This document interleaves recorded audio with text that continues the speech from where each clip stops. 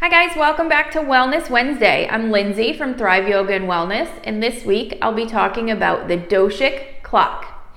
So what a lot of people don't realize is that the doshas don't just apply to body constitution, but they also apply to other things. One of those things being times of day. There's actual times of the day that are associated with each of the doshas. So I've touched on this a little bit in the past, but we're going to break it down even further today. So starting with early in the morning, 6 a.m. to 10 a.m. is kapha time.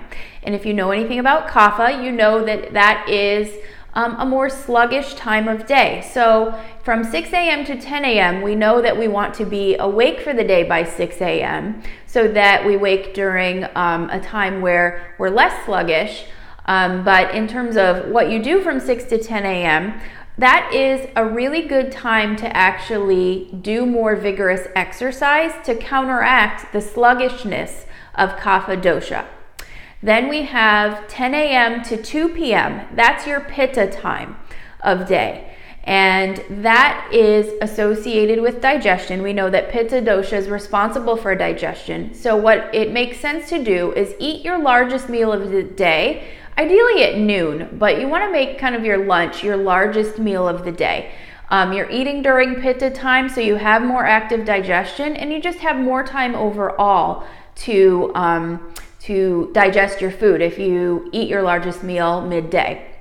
The other things that you can do during pitta time, pitta is very organized and logical, so that's really a time for you to set aside time to really get things done, accomplish tasks that you need to complete in your day. Then from 2 p.m. to 6 p.m. you go into vata time.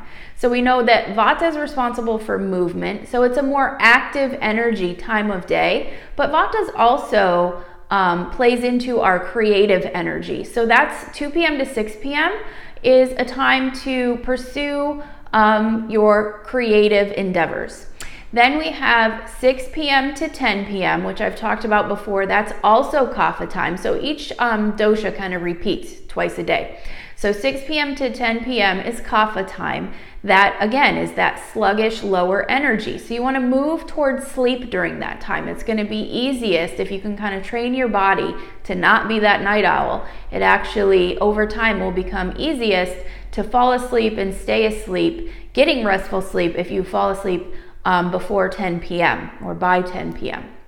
Then we have 10 p.m. to 2 a.m. where we go back into pitta time. So I've talked before about the fact that the body goes through a detoxification process overnight that peaks at midnight, but it happens from that 10 p.m. to 2 a.m. That's why it's really important for you to be asleep during that time so that you can take advantage of that body or that natural detoxification process that the body does each night. Then from 2 a.m. to 6 a.m. we go back into our vata time. So this is the time where you probably do your most active dreaming because, again, vata is responsible for movement. It's an active dosha, and so you probably have more dreams during this time. Your nervous system starts to activate, and you actually start to move toward waking up during this time as well. So that's why you might sometimes have dreams right before you wake up that are pretty vivid, that are easy to remember, and that's what happens during your vata time. So 2 a.m. to 6 a.m. vata time. Then at 6 a.m. you go right back into your kapha time and the day starts over.